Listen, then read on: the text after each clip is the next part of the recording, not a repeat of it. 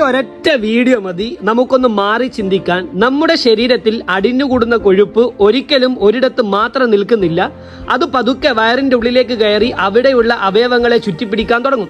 ആദ്യം അത് കരളിനെ ബാധിക്കും. കരൾ വസ്തുക്കൾ ശുദ്ധീകരിക്കുന്ന പ്രധാന അവയവമാണല്ലേ. പക്ഷെ കൊഴുപ്പ് അതിനെ മൂടുമ്പോൾ കരളിന്റെ പ്രവർത്തനം കുറയും. അതിനുശേഷം അത് പാൻക്രിയാസിനെ ബാധിക്കും. പാൻക്രിയാസ് ഇൻസുലിൻ നിർമ്മിക്കുന്ന അവയവമാണ്. കൊഴുപ്പ് അത് ചുറ്റിപ്പിടിക്കുമ്പോൾ ഇൻസുലിൻ ശരിയായി പ്രവർത്തിക്കാതെ രക്തത്തിലെ പഞ്ചസാര ഉയരാൻ തുടങ്ങും. പിന്നീട് അത് കിഡ്നിയെ ബാധിക്കും. കിഡ്നി രക്തം ശുദ്ധീകരിക്കുന്ന ഫിൽട്ടറുകളാണല്ലേ. കൊഴുപ്പ് സമ്മർദ്ദം ഉണ്ടാക്കുമ്പോൾ വൃക്കകൾക്ക് കൂടുതൽ കഷ്ടപ്പെട്ട് ജോലി ചെയ്യേണ്ടി വരും. ഇതോടെ ഹൃദയത്തിനും സമ്മർദ്ദം കൂടും. ഈ വയറിലെ കൊഴുപ്പ് ചില രാസവസ്തുക്കൾ പുറപ്പെടുവിപ്പിച്ച് രക്തസമ്മർദ്ദം ഉയർത്തും. അതിനാൽ ഹൃദയം കൂടുതൽ ശക്തിയായി രക്തം പമ്പ് ചെയ്യേണ്ടി വരും.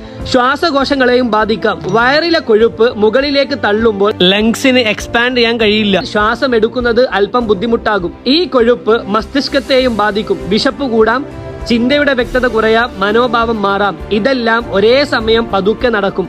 പലപ്പോഴും ഇത് നമ്മൾ ശ്രദ്ധിക്കുന്നത് വളരെ വൈകിയാണ്. സോ ഈ വീഡിയോ മാക്സിമം ആൾക്കാരിലേക്ക് ഷെയർ ചെയ്യുക. ഇതുപോലുള്ള പവർഫുൾ ടോപ്പിക്കുമായി നെക്സ്റ്റ് വീഡിയോയിൽ കാണാം. ബൈ.